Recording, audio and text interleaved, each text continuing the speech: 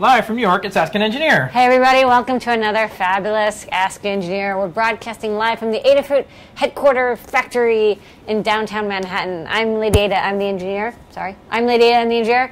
This is Phil, he's on camera control. Hello, I'm doing multiple things. And lighting control, and chat control, and YouTube, Ustream control. Yeah. And all in control. We're in control. Yeah. What's on tonight's show, Phil? Okay, on tonight's show, the code is servo. 10% off everything in the Adafruit store that's in stock. Including servos. Including servos. We'll talk about the show and tell, which is massive. It was awesome. Lasers. Little follow-up with B is for battery. Some news in the world of Arduino. A special guest who stopped by, Adafruit, we'll talk about that. Some interesting news around the web about all sorts of stuff. We've got mailbag. We've got a special announcement. We've got the Adafruit Learning System. We've got Time Travel Tuesday, Wearable Wednesday, 3D Thursday, Pi Day.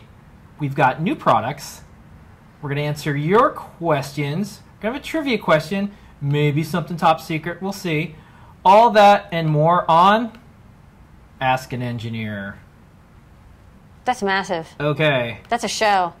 The cool thing about the show, this is the first show in which we're also mining Bitcoins at the same time. So we'll make like 2 cents worth of Bitcoins at the end of the show. Yeah, I SSH'd in right before the show and started the Pi Bitcoin miner. We'll get to that. We'll demo that. Just a programming note for folks who have watched. So we're approaching 4 years doing Ask an Engineer. Wow, we're graduating. Yeah. We get to like throw our caps in the air. Yeah, we've got, we're broadcasting on Ustream and YouTube at the same time. Always Yes. experiment. I did hear back from the folks at Wirecast. Yeah. And they said, because I said, hey, is there anybody else out there who's doing anything kind of like us? And they said, no.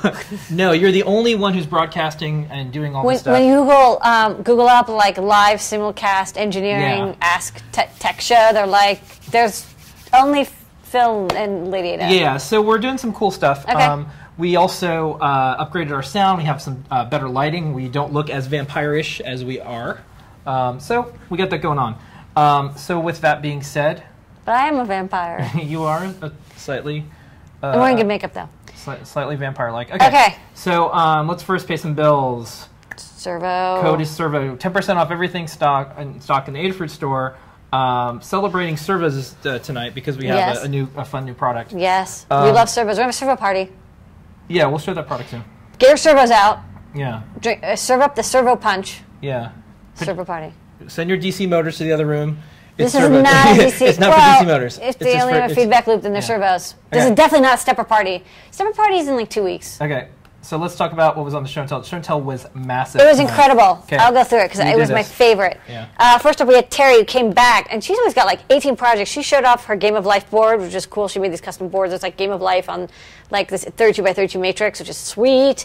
And then she also actually made it completely working laser light show using 2 like woofer speakers, which like every engineer I know has tried and never succeeds. So she kind of rocked that out. Nice work, Terry. Ethan is back. Last we checked, Ethan had a Tesla coil, and we set off the Tesla coil live on the show. This was a couple months ago. And Ethan's back, and he lost a copter balloon, but he decided to reuse his copter balloon or whatever control board with gyros and IMUs and whatever to make like an image stabilizing camera, not gantry, gimbal? Camera gimbal. So you're making a self-stabilizing camera gimbal with like an IMU that will like automatically stabilize the camera. So if you hit it or you tilt it, it'll automatically center. Chris Young is back with his updated IR mouse keyboard project. He uses sort of a handmade accessibility project to help him use a mouse and keyboard using an IR remote. And he had it on a Leonardo, and then he's like, Leonardo's cool, but I want it smaller, lighter, so he used a micro and some of our breadboardable NeoPixels so he could have a very compact, it's like fits on the back of the micro. It's really cool. Check out the video. He just like put the components on the back, and he's got this awesome keyboard mouse simulator built for him, which is neat. Andrew is building a bike suspension seat with kind of a cool like parallelogram stabilizing thing, and he's trying to figure out like, is it any good? Does it work? How well does it work? So he's using one of our accelerometers and a Raspberry Pi, and he's like learning a lot about electronics. This is really cool because they don't have to go to like some data lab. He's just doing it. He's a science teacher, so this is a really great way to show science. Yeah, I think one of the things that's happened is the democratization of tools and things. But you only hear about that with like laser cutters or maybe like 3D printers. But the testing equipment and Python, which is like the language Yeah. of science, to glue all this together. Yeah, so he It's can get the data out and actually, like, I mean, it used to be if you wanted to do this stuff, you'd have to get like LabVIEW, and it would be like you'd have to get a special DAC board, and like it could be a couple $100. This was like $50 in parts. Like literally, it was a Raspberry Pi and an accelerometer board. It was like $50, $60, so it's really cool. And of course, you can customize it as desired. Any Linux board you can install. Or PyMiner software. Next up, Roberto is back. Roberto and his young assistant have like the coolest house ever. He worked on the Pixel Guts kit, which we sell in the store. Yeah. I guess he's one of the programmers. So he made, using our big LED button, the one that's in the HAL video, he made a press your luck video, like TV video game simulator thing. Yeah. And so his little kid, who's like never seen the show, I'm sure, is like playing Press Your Luck and got like 90 points and didn't get any whammies. And it's just awesome. And I want to go to parties at his house. So let's get invited to parties at his house. You know, I happen to be a Press Your Luck fan, so anytime there's I know. Yeah. I love it too, because it was kind of, well, the best story about that game show is the guy who figured out the pattern and cheated. And then he won, yeah. That's a great, that's a great heist. Yeah, we're working on a educational kids video game. Circuit Playground is the, well, Moe's Resistance is probably the name. But when you lose or something happens, the blue smoke monster comes along. Yeah. And I modeled that idea after the whammies. Yeah. So the blue smoke monster kind of comes in each time in a very different way. We'll have some previews of that, not tonight, but in the future. Yeah. Anyways, this was cool. You guys got to check this video out because it's awesome. You made like a simulator and everything. Anyways. And then finally, John W. is back, and he's been making watches galore, and he picked up an OLED display, and he's making his own, like a black and white OLED screen with a temperature sensor and RTC, and it's all good stuff. It was awesome. It was really packed. Yeah. Lady Ada, how do people get on the show and tell? Getting on the show and tell is super easy. Just go to our Google Plus page at plus.google.com/+Adafruit. You log in with your Google Plus account, and then you comment on the thing that says comment here to get added to the circle. We'll add you to the circle, and then every Saturday night, 9:30 p.m. Eastern Time, here we will invite you personally, to show off your project on the show and tell. All participants of show and tell get a sticker. Yeah. To get a sticker, email support@adafruit.com. That's right. And we're starting to see stickers everywhere, and the projects are fantastic. You can get multiple stickers. It's totally cool. Yeah. If you can't make it to a Maker Faire and you want to kind of see people make stuff every single week, or if you go to Maker Faire and you just want more, the show and tell is kind of like the digital version of that. Yeah. So, okay. Right. Moving right along, we're going to do some news.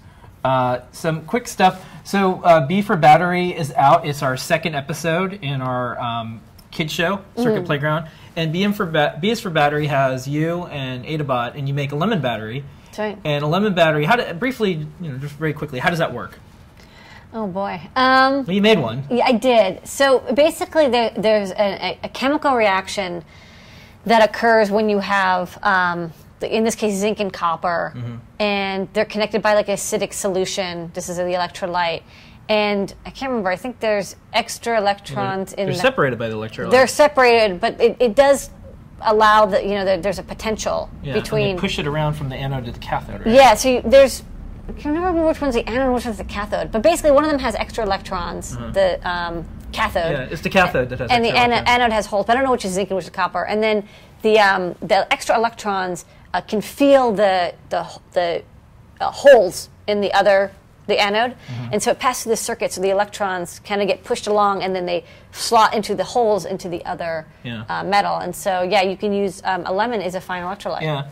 So we thought this was a good project. When I was starting to write this up, Colin and I kind of figured out, how can we do this? He made a great illustration. We wrote the script. We filmed it. And one of the great things is the day the video came out, parents got lemons, they had pennies, they had nails. Everything was on hand. Yeah. And they had an LED. And so we're getting all these super cute photos of kids making lemon batteries after watching Circuit Playground. So here's the next one. This one just came in. Look at this. Aww. Look, these kids are making lemon batteries. This is the future. This is, I don't know how to make more engineers through school or through anything, but I think this is going to be one of the ways. And I got there's teamwork going on. Yeah. This is siblings that are working on these together. Okay. All right. So that's lemon batteries. Next up, some news in the world of Arduino. Arduino has something interesting going on. Yes. And it's from a surprising partner.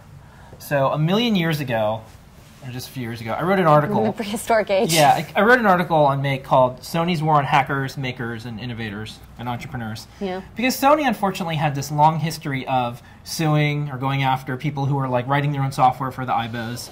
They went after GeoHot for, he wanted to have his PlayStation run Linux. They sued someone for making a DIY case out of an old Walkman that held an iPod. That was the coolest project. Yeah, they just kind of kept doing really crummy things. But Sony is turning over a new leaf, I believe. I think they want back. They want to be back. Yeah.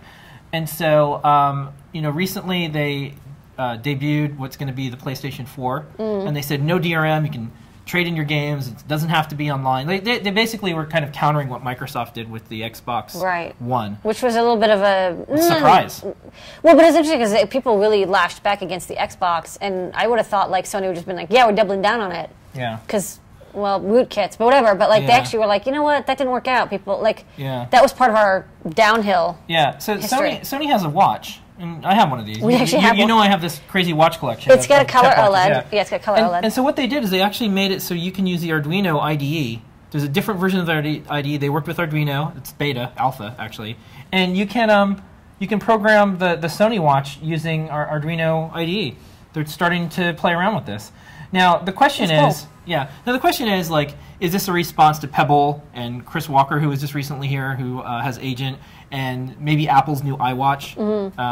And is that what's going on, or are they just opening up? Or like, what's going on? That's the question. So, check it out.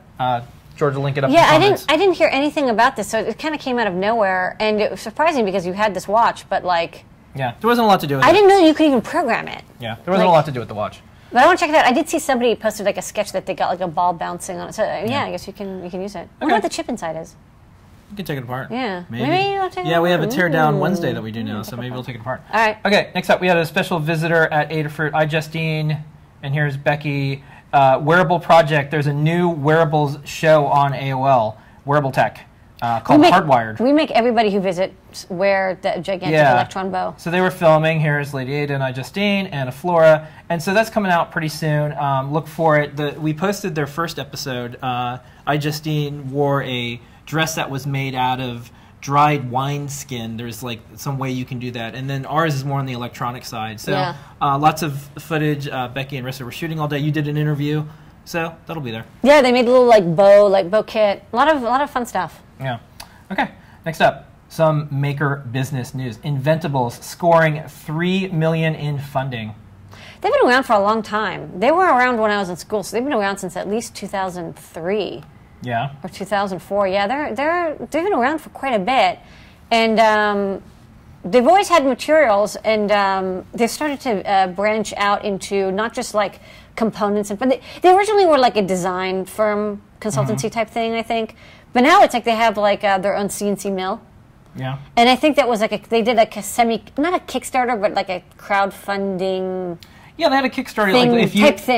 If you spend enough, like they'll make the thing. Yeah, and so that actually I think worked out really well for them. And now they have like they help fund like MakerSlide. I don't actually know completely the details, but they're starting to do more original stuff instead of just like, well, we found this plastic that's like glowy, and so we're going to sell it, which is actually smart, right? They should not just get commodity stuff. Yeah, and their slogan, which is clever, is it's the hardware store for designers.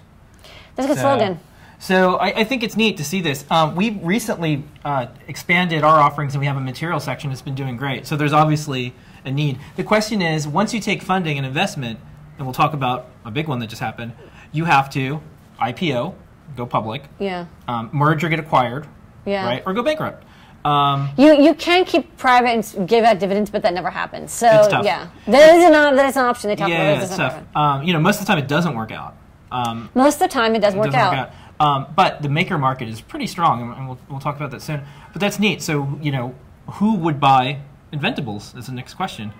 Could be Amazon has Amazon Supply. Yeah, they could say, okay. They have a 3D printing store now. Yeah, they could say, you're doing such a good job. We want your team an acqui-hire, as they call it. But it's tough because it's like, it with stores, it's like you can just build, like it's unless they have their own intellectual property or some community. Like they don't have a community of value. They don't have something that it's just a store, so they have to work on that. Yeah, they'll have to figure out. So once you take funding, $3 million, that means your exit should be 10x. So they need to sell it for at least 30 million. 30 right? million, yeah. At least. Yeah. So that's a good question. Will Sears buy them? Would Lowe's or Home Depot if they wanted to get into this space? Like, what is the thing? So Yeah. this will be neat. $3 million, a lot of money. What is interesting is, though, I do buy a lot of stuff from, like, McMaster-Carr or like SDPSI. We're going to be talking about them in just a second. But they don't have there isn't a lot of overlap. Yeah. Very little overlap. So it is interesting. They are really the only store that does a particular thing. I think there's one kind of cool thing that you could see. So there's Craigslist, right? And people would kind of buy and sell goods. But then there's also eBay. eBay buying and selling goods, right? Yeah. And then eBay wasn't really the place for craft and handmade goods, so Etsy came along. Yeah. Etsy, they're doing great, but then there really isn't a place to sell electronics, and Etsy kind of doesn't like that. And so what happened? Tindy came along. Yeah. So it's kind of neat to watch markets form. So, Home Depot, you don't go there to get laser cutter stuff. Yeah. You don't, and so now there's an Inventables. Anyways. Yeah, niche markets of today is the big markets of tomorrow. Yeah. All right. Okay, next up. This is just, I just have to point this out as a little point in time here. The post office was down. Worldwide services were down for about 12 or 16 hours. Incredible. Very rare. Yeah, I get an alert on my phone when anything happens on the Adafruit site because my actual health is tied to the website, and so no, you get an alert because it's like, well, you haven't if you haven't gotten any orders from the post office, it could be. There has been API changes or like a computer breakdown, so it's like so it's handy to know. So I get a message. I'm like, oh wow, the post office is really down. So they had some type of DNS thing. What's interesting is how fast stuff goes now because we have so many orders that are coming in. Yeah. People instantly are like, I can't ship via postal. What's going on? And we immediately put up a post and everything. But they were down for a really long period of time, longest I've ever seen in the 6 years or so of us doing this. Did you ever find out what it was? I think it's just a DNS issue. There LinkedIn, Yelp, and like Fidelity, insurance, and the post office all had some weird DNS thing. Some people are saying it's a DNS attack. Some people are saying it's. We were down. We had a DNS outage a couple months ago, and it was like a really weird DNS problem. Like it was not a misconfiguration or a pointer or anything. It was like there was a serious problem with like the DNS servers, and so people couldn't get to Adafruit. But they fixed it after a couple hours. Okay. Really bizarre. I'm gonna blow through these because I want to get us going. All right, so yeah, next up, McMaster-Carr, speaking of, they have a new iPad app. So all the great things about the McMaster catalog. So it's not heavy anymore. It's not like this big. Yeah, so it's an iPad. Amazing. It has to be an iPad. It can't be an iPhone. Too small. No, it has to be an iPad. Yeah, so check it out. We linked to it up on our site. And now you have something to do besides reading data sheets and comic books on your iPad. Master. All right, next up. It's fun to browse through the catalogs. This will be great. Get ideas just from the parts. Packet to mailbag. Hey, Packet. Hey, Packet. All right, Packet brought us a letter. This is from a customer. Thank you so much for teaching me. I'm now ready to go forward with all the projects I dreamed up. You guys rock. Okay. Thank you. Straight to the point. Every week we have a mailbag. We have lots of letters. We read them on the show. Thanks, Packet. Next up, on Adafruit Jobs Board, someone is offering electronic assembly, through-hole, SMD soldering, prototype builds. You name it. We get asked if we do this. We do not do this besides our own products. So, but this person does. If you're looking for it on the job board, it is there. Person's ready to be hired. All right. Big news in the world of Adafruit. We hit our 300,000th order. Lady Ada, 300,000 orders. 300,000. Yeah. So, fellow's name was Cole. He was in Florida. He ordered an Arduino starter kit. And I called him up and I said, hey, you're our 300,000th order. Can we send it to you for free and do something special? And he goes, yeah. And I said, can I mention maybe on our show and on our website that you're our 300,000th winner? It'll just be your first name. And he said, absolutely, great. Yay. So this is a big deal. We were just up to 250 not too long ago. We were just up to 200. We're moving faster than ever. The rate of orders has never been. How many orders on average do we get a day? So it depends. Sometimes it can be as much as 1,000. Sometimes it can be 400 or 500. Sometimes 700. It really varies based on what's going on. Yeah. But every single day it's creeping up. The daily average amount of the order is going up, and the average number is going up. And in a month, shipping 15 to 20,000 orders is not unheard of or per month. Crazy. Yeah. So it's working out. So thank you everybody out there. You're the reason we're here. Yay! Don't forget the code. Yeah. Servo. If you use Servo, you can get a discount for some of those things. 300,000 customers. Yeah. All right. Next up, Adafruit Learning System. We're going to jam through these really fast. Let's jam it. Adafruit Learning System, little milestone, just worth mentioning. We're up to 249 tutorials. 250. I'm obsessed with numbers tonight. Next week, Okay. maybe 250. All right, tell me what these are really fast. We just did a BMP 085 driver update. K-Town went crazy. He did like some great calculations and math and analysis, and he added a new page about barometric pressure and altitude calculations. Anyway, it's all good. Go read it if you're excited.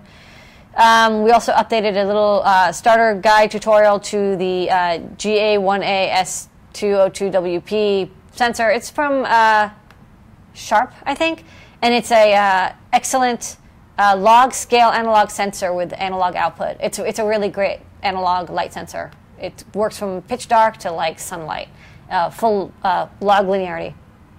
We also have a starter tutorial for the BeagleBone using our new Python GPIO library, how to blink an LED.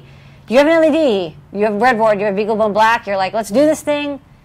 You can now do this thing. Yeah, generally speaking, if there isn't an example on how to blink an LED on your platform that you're interested in, you might want to wait until there's an example, because that's when you know that you can start doing stuff with hardware. Well, we had to it's the hello world of hardware. It is. We had to do a lot to get to this point. We had to write this library. We had to like get everything running. We had all these tutorials. So yeah, we're working on more BeagleBone Black tutorials. But look, hey, we started. We have one. Yeah. Okay. Next up, this one just went live. Just went live. Yeah, we did a couple of small tutorials. This is the Sharp memory display used in many smartwatches. This is similar to the display used in the Pebble and Agent smartwatch and other smartwatches. It's not e-ink. It's much faster, but it uses very, very low power, ultra low power. You can have the display on, and you only have to refresh it once a second. So you can have ultra low power usage. You can have this display running off of a coin cell for months without any problems. So it's a really cool display. It's kind of a shiny look. And yeah, we finally got some, so we have a breakout in the store. Another tutorial. Next up, on Mondays, I like to post up a little manufacturing video sometimes, something going on in the shop. So I've been doing these little time lapses. These are fun. So I got another one. This is a servo shield. Let's go. And here it is. Bleep, bleep, bleep.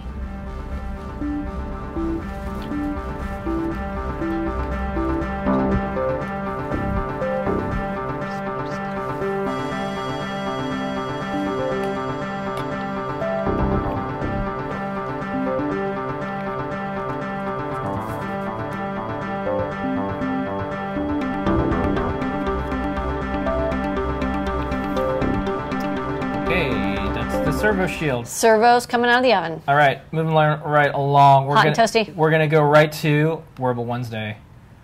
Wearable Wednesday, day of the week, where we celebrate wearable projects, and more, and beyond. This project kind of went everywhere. So in New York City, there's something called City Bike. Bike sharing. Yeah, bike sharing. Use a credit card, and you swipe your card, you get a bike for the day. Super cool. We see them everywhere. It is really taking over New York City. Excellent, crazy thing to do, because no one expected New York to actually pull it off. Happened. Yeah. It's happening. Some really wealthy people don't like it because they think the bicycles are death machines. Well, they take up parking spots, because where there was parking spots, they would take 2 car parking spots, and they'd put parking for like 30 bikes. Doesn't seem like big cities should have this many cars, and that's one of the goals, is to reduce the number of cars in a big city. There's not enough space for cars in New York. Yeah. So, well, we have a cool new video. Becky made a smart helmet, and it's a helmet, and we'll show it off in a minute. I'll just hold it up, not on, but just show you the helmet. We'll show it off in a minute. That'll help you navigate to a nearest bike station. It also will, if you turn your head, it'll show the directions. It does all sorts of stuff. First smart helmet that I know of. Let's look up a couple photos. There you go. Styling. And then let's watch the video. City bikes are taking over New York City, giving thousands of residents and tourists a new easy way to get around. But every rider needs a helmet, so we're going to show you how to build this project that navigates you to the nearest city bike station with high visibility for the 20,000 trips these bikes take every day.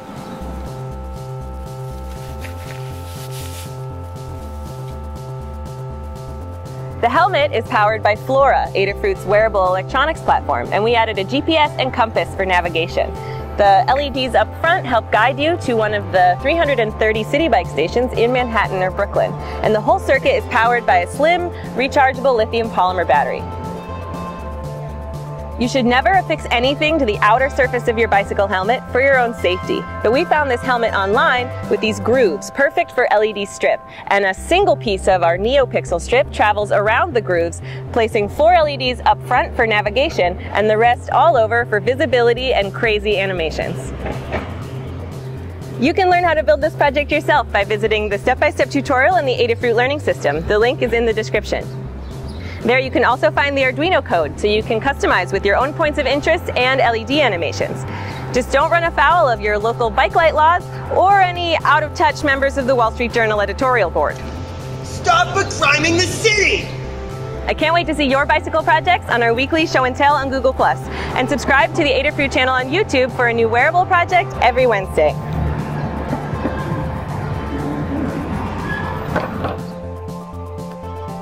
All right. Okay. Okay, why don't you just put it on real quick? Yeah, let me turn it on. So on the back, there's this floor, and you can see the GPS module, so you can see a little closer up, and I'll turn it on by flipping the switch.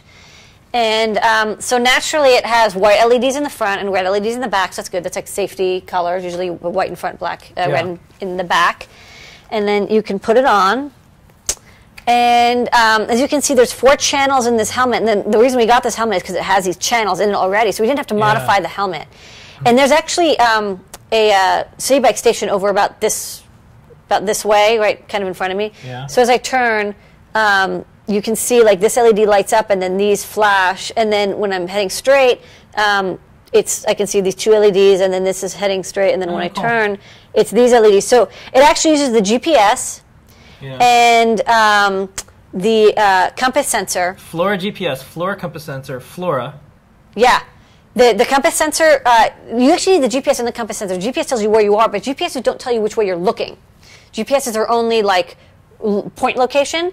So using the compass and the GPS lets you know which where it is. And we programmed into the GPS all the locations. There's like 60 or 70 locations of city bike stations, and then it will automatically point you to the right one.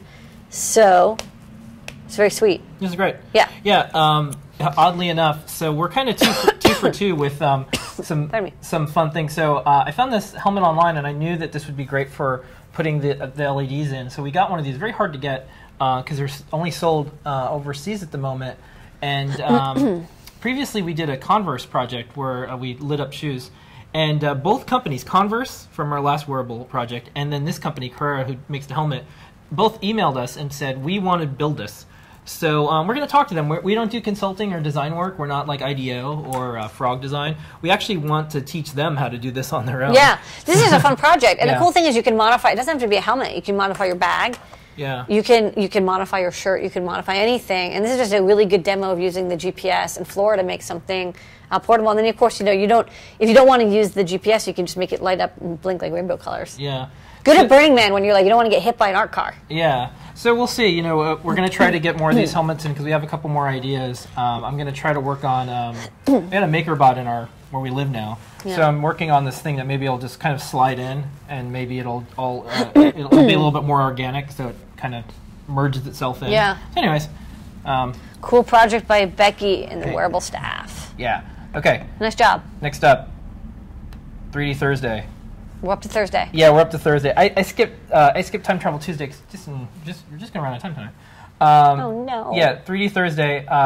No news in the world of 3D this week. Nothing happened. Okay, I skipped a Pi Day. Yeah. There's some big news in the world of 3D. So first off, someone made this super cute robot and put it on Instructables. It's so cute. Yeah.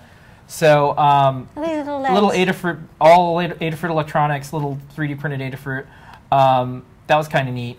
And then the really big news that we'll talk about because we want to spend some time on this, MakerBot merged or got acquired, depending on how you want to spend it, for around $400 million in a stock trade. Stock trade with a publicly held company. Publicly held company. It's kind of important. If you're going to trade your company for stock, do it with a publicly held company. Yeah. It's worth something. So this is a little bit of a surprise for a lot of people out there because it wasn't expected. There was some gossip. Yeah, there's always gossip about MakerBot. We didn't know. Yeah. We had suspicions. We thought that there was probably an acquisition coming for reasons that we can't go into. But the interesting thing is that's what MakerBot was worth to a publicly held company, for over $400 million.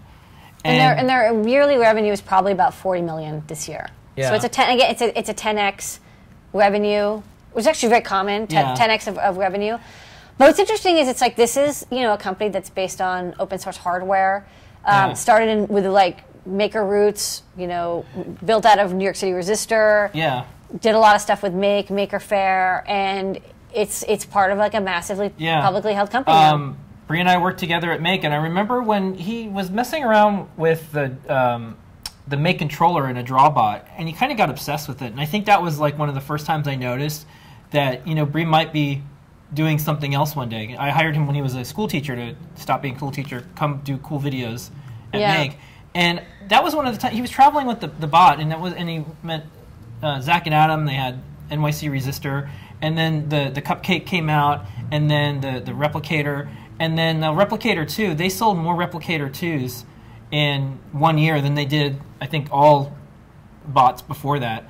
So they got up to 22 million in revenue for MakerBot. And so when you look at numbers like that, Stratasys probably thought, well, if we don't merge or do something, we might miss out on a consumer movement, because Stratasys is high-end stuff. Yeah, so Stratasys, because like Stratasys is like these beautiful large machines. What's interesting is we actually had a Stratasys at the Media Lab, and like it actually, the print quality of the Stratasys 10 years ago was about the same as the MakerBot now. Yeah. But the Stratasys was like $300,000, not $3,000. Yeah. I mean, and the worst thing about the Stratasys is you had to pay for the material. Yeah. Like they had these cartridges, and you had to, so you actually, every time you printed, you actually had to think really hard, because it was not like just plastic. Like they actually did this kind of crummy like cartridge thing. And so I think with 3D Systems, which is the big competitor, with the Cubify, now they're on to like the third revision of the Cubify, doing this deal with Staples. They're like, oh my God, we're missing out on this space. And they're probably like, well, we could build our own, but like, how long would that take? Yeah. Would we be successful? Yeah. They'd have to make something like Thingiverse or some share. I mean, like, by the time they did that, would they be another 2 years behind? Because it would take like a year or two just to get that done. It actually, even though it's fast for like one person to make a rep app, making a business and a company to be able to make a consumer or prosumer grade 3D printer still takes like a year or two. So first off, congratulations to everyone at MakerBot and the investors and everybody. This is what I think. This is a perfect story. They would say this is a great exit for the people involved. There's a new chapter. They're part of a publicly held company. MakerBot's going to stay independent. I watched some of the press interview stuff. Yeah. And they just opened up their factory. They just opened up their factory. They have a retail store. And Stratasys, this is one of those things, like you were saying, of course they can make their own. In fact, they did make a PLA, extruder thing. But what did they actually buy? Probably what they bought was a consumer-friendly brand, a community like Thingiverse, a presence and a movement, and something that just had momentum.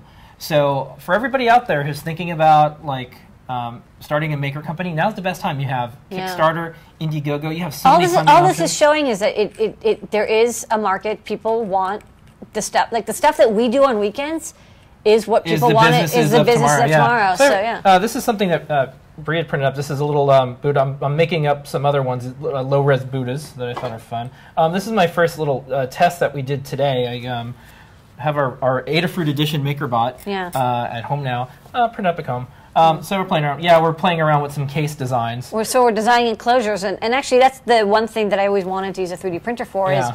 Before you go to injection molding, being able to 3D print is awesome because it saves you so much time and money and effort. Because injection molding, you only get one chance. And then one little bit of maker biz stuff. So people always ask, do we have funding? We have not taken funding. No. We've always been 100% self-funded. We've not opposed to venture capitalists. Some of my best friends are venture capitalists.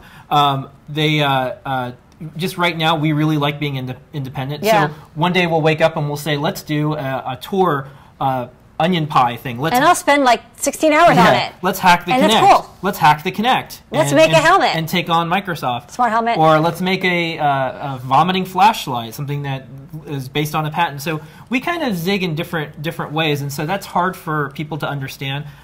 We like doing wearables. It's very early. Investors would probably say, hey, I want you to like work on 3D printers because I know you guys can. You should rent out your machine at night so you can do more contract manufacturing to make more money. So we're not opposed to it. You know, who knows? Maybe one day we'll do something. We're doing fine. We have money in the bank, and we have everything's going fantastic. Plenty of cat food from MOSFET. Yeah, plenty of cat food from MOSFET. So we don't see a need to take on funding. We're in a nice big space now. But the opportunities out there again for makers.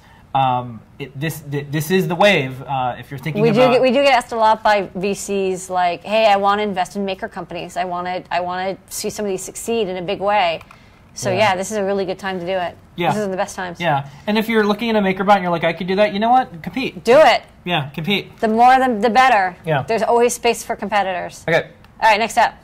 Pi Day. Pi Day. Pi Day. I'm going to blow through these kind of fast, too. First up, look at this photo that John Junior took of the That's Pi. a nice photo. A nice photo? Yeah. I just wanted to point that out. So we're swapping out some photos, and this is one of the ones that came in. That's nice.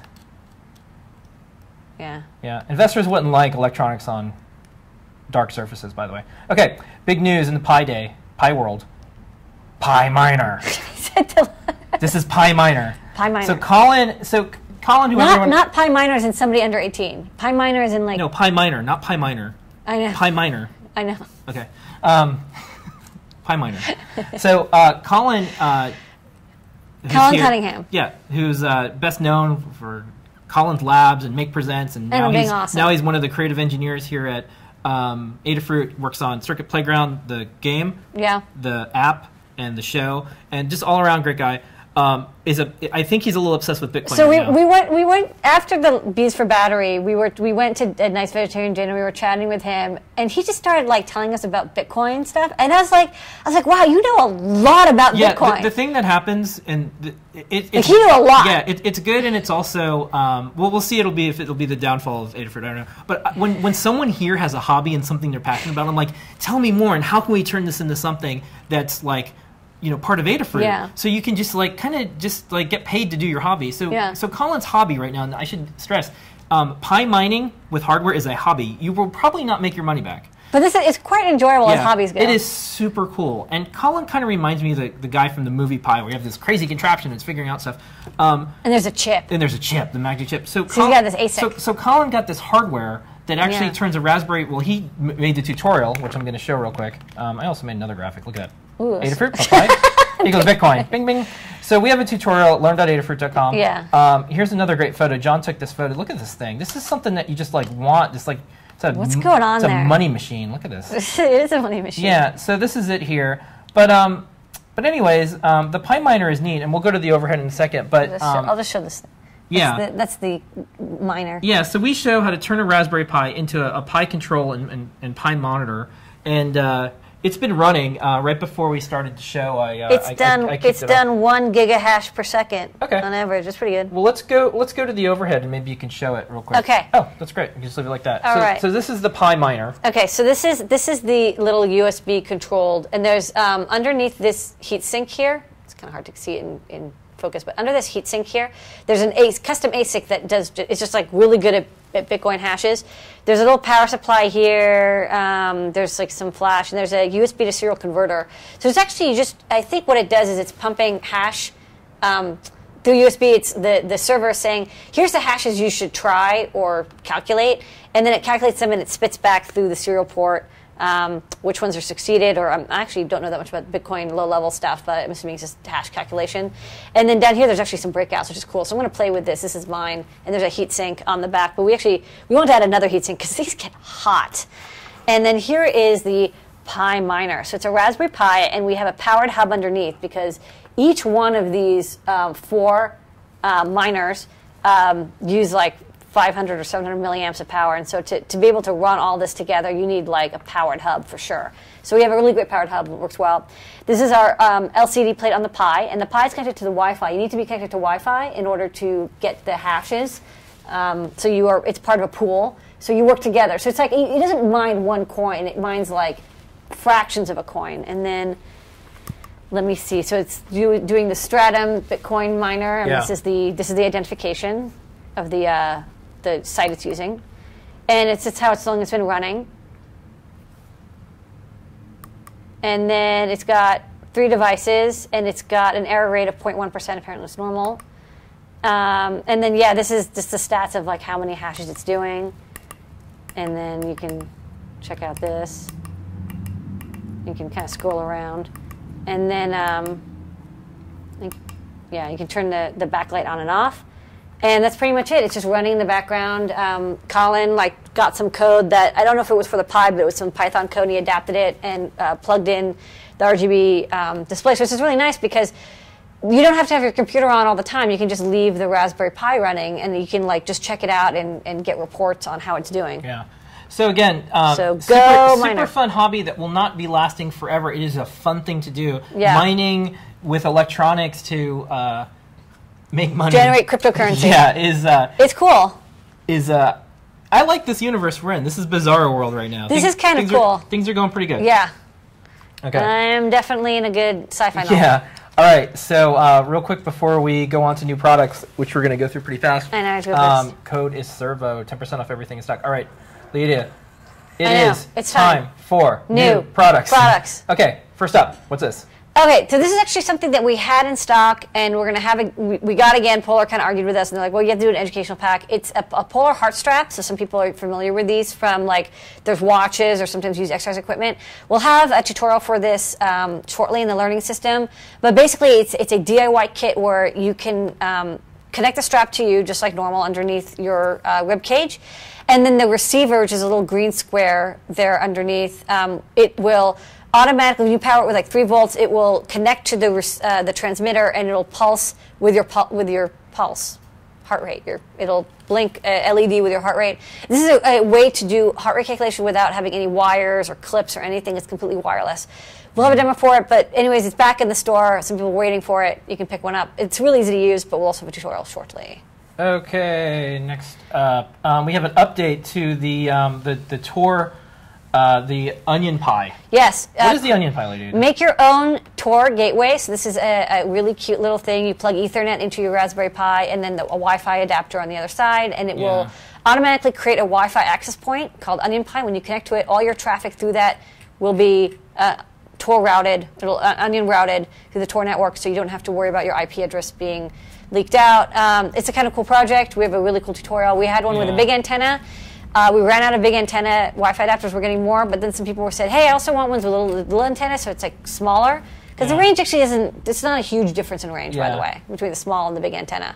And so we put a new pack in the store. So if you're thinking about dropping some government doc PowerPoints, hitting Hong Kong, maybe taking a private jet to Iceland, this might be a product for you. Tor can be handy. Also, you can use it when you're paying for stuff in Bitcoin. Yeah. Check it out. All right. Next. Look at you. You are a hacker. Yeah. Next up. Okay. What are these? These are some big, that's the small 7 segment. So hold on, let me light up my segments. I'm going to show these John Junior photos first. Okay, go ahead. All right, then we're going to go. So these are hex segment displays. A little blurry there, maybe. Oh, I know. I'm working on it. Okay, come on, you can do it. Okay, they're so bright. Okay, they're crazy bright, but it's basically hex segments, and you can kind of maybe see, instead of just 7 segments, you can actually do full characters. They're really cute. We have single digits. This one is 0.8 inches tall, and then we have one that is totally massive, 2.3 inches tall. 1 second. Get this breadboard going. Okay. Oh my God, so bright. Crazy huge digits. So yeah, you can have a good time here with this gigantic digit. We don't have a driver or backpack for it. We will have something you can use soon, but you can also use some 74HC595s or other shift registers to drive this awesome display. This is actually the same digits that are used in the clock from Evil Mad Science, whose name I cannot remember off the top of my head. It's the really big one. Yeah, we sell it. We're tired. Okay, let's keep Whatever, it's a gigantic clock. Same size digits. Check it out. Build your own something or other. Okay. With it. Huge. Next up. Glowy. Servo party. Yeah, so I'm going to just show a couple photos again. Whoa, sorry about that. Oh, I wasn't, you know what, let's skip this one real quick. Because and then we'll do the servos at the end. Okay. Let's go to this. Let's go to the OLEDs. Okay. Yeah. Well, we got the accelerometer. Or was that last week? Oh, the accelerometer was this week. Yeah. Oh man, I forgot to bring it up. Okay, well, why don't you just talk about Well, it? I'll talk about it because it's actually hard to. You're not going to see anything. I'm not going to demo it. Yeah. So this accelerometer is it's an analog output accelerometer. People who know the ADXL 335, this is the big sister to the 335. This one is a really cool sensor. I don't know what people are going to use it for, but whatever it is, it's really fast because this is a 200G sensor. Most accelerometers go up to like maybe 16 Gs. 3 to 8 Gs is really common. 16 Gs is maybe 32 Gs. Ooh, wow. This is 200s. This is used to like test race cars and rockets, and we're like, this is awesome.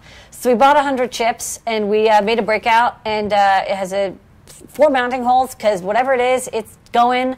And check it out. It's got analog output, and it's a cool sensor. I don't know. I want to see the demo product that people use this for. Yeah. That's just so cool. Okay. 200 Gs. Next Triple up. access. Any direction, 200 Gs. Let's hit this, and then we'll do the servos. Okay, so the real quick. OLED. Okay, these are the OLEDs. I'm going to... This is a updated, but it's updated enough that I'm like, yeah, it's kind of new. So we had these color OLEDs, and we had them in a different form factor, and you had to actually wire up the 3-volt level shifter separately. And then we kind of realized everyone was using SPI. We should just make it more compact, put the level shifter on the back. We also improved the power supply a little bit, and I'll show it on the overhead because it's quite pretty. Look at that. Yeah, it actually shows up really nicely, although it's really small. I don't know if you can... It's really bright too, but you can see there's sort of a flower. There you go. So yeah, you can see it's refreshing at almost the same rate, but there's a daffodil image on there. And the cool thing about OLEDs is they're extremely visible from any angle because they're OLEDs and they don't have a backlight. So they're actually quite low power.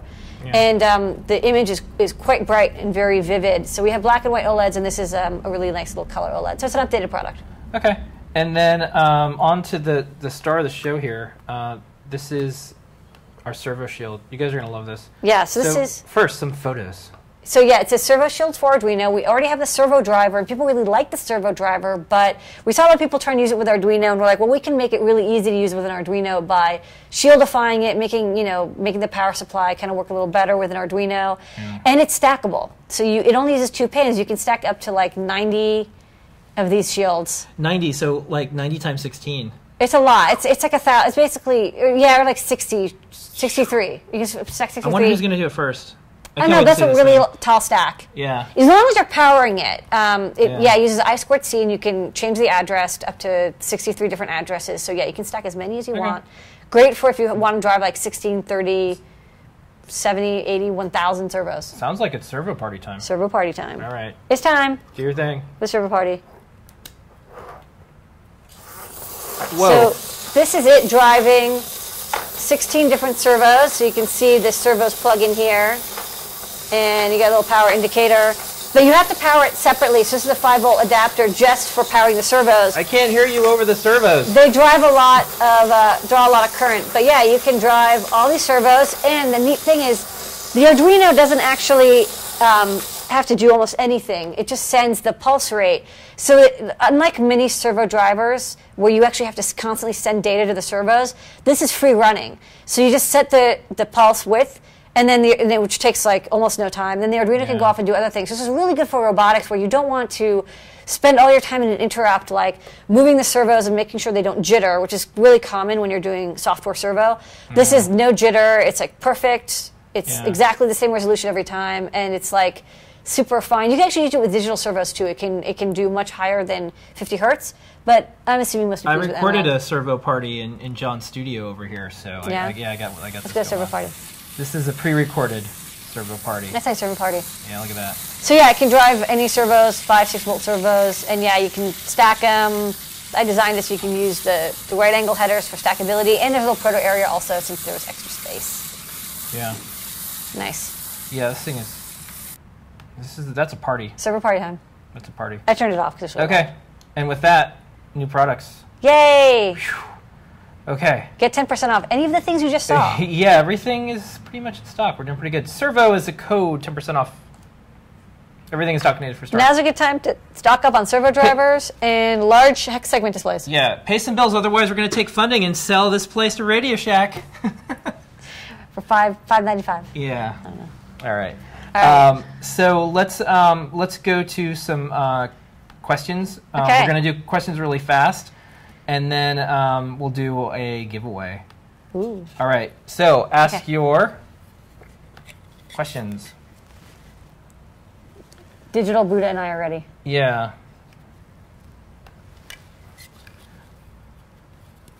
Folks are getting ready to ask their questions. There was a question earlier, and I missed it, or there was a few questions. Can you do Minecraft Pi tutorial for the Pi? Yeah, maybe we'll check that out. I've never actually played Minecraft, but I'd like to. Yeah. I think it'd be cool if there was some use of the GPIO too, like it was. Want me to turn this on? No. I'm just being safe. Well, you should turn it on if you're going to wear it, right? What's the point of wearing all these things?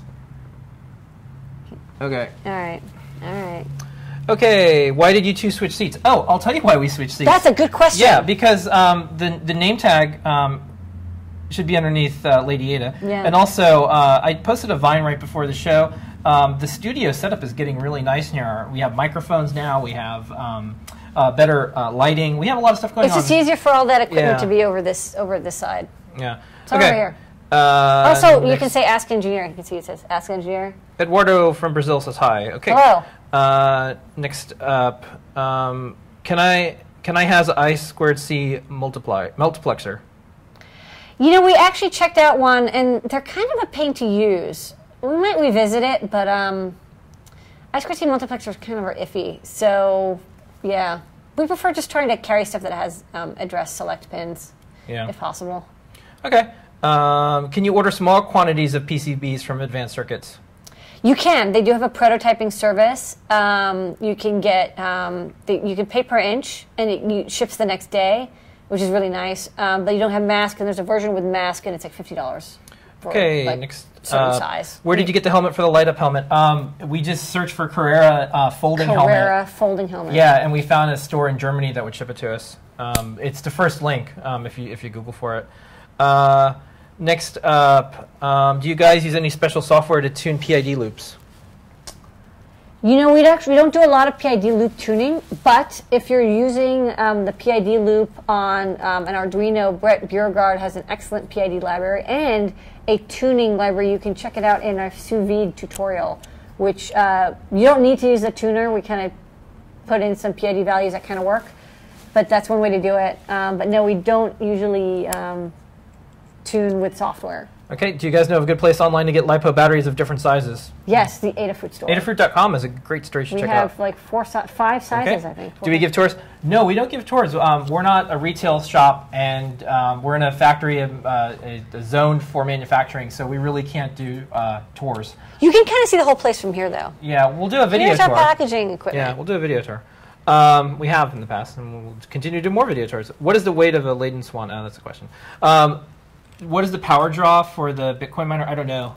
Lots. Yeah, Colin might post that up. Yeah, I don't know, but I believe it's going to be, I think it's like 700 or 500 milliamps per miner when it's running. Man, I can't ever find the switch. Can we help you? No, I got it. Okay. Next up, it's a really Brian has a question about the VS103 Arduino library. I've been using it and enjoying it a lot lately. Thanks for making it. So I'm trying to use a plugin. I got off the VSLA website. It's the Spectrum Analyzer plugin. I want to use the library's load plug function, but it hasn't worked so far. The first part of the problem is the SD doesn't recognize file. This is a giant question. You should post this on the forum. You should post this in the forum. Whatever's in the library is what it supports. Anything else may not be tested. Yeah. So also, like, sometimes plugins interact. It can be a little weird. The chips are not super unflaky when you load a lot of plugins. Yeah, okay. Do we stock 2-row headers? We do not use 2-row headers. We have some 3-row headers. We don't have 2-row We're having a lot of haze smokes problems. Singapore, any recommendation for DIY air quality sensors? No, there's not a great one yet. I haven't seen any really good ones. And the thing is, the really good ones are really expensive. Okay. How big is your factory? 12,000 square feet, and we're getting more space. So we should be up to like 20,000 square feet soon. Next up. What are you excited about now? Well, I mean, I could... We're doing a lot of cool stuff with I'm doing a lot of cool stuff with Wi-Fi, Bluetooth. Wi-Fi and Bluetooth, we're going to solve it. We've been I'm working working on really it a hard. long time. I'm working really hard. Yeah. And, What are you excited about?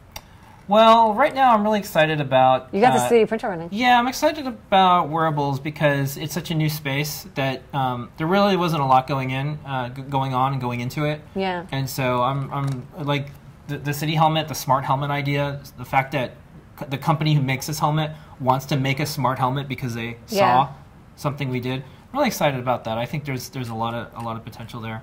I like the Circuit Playground series. Kids are making stuff.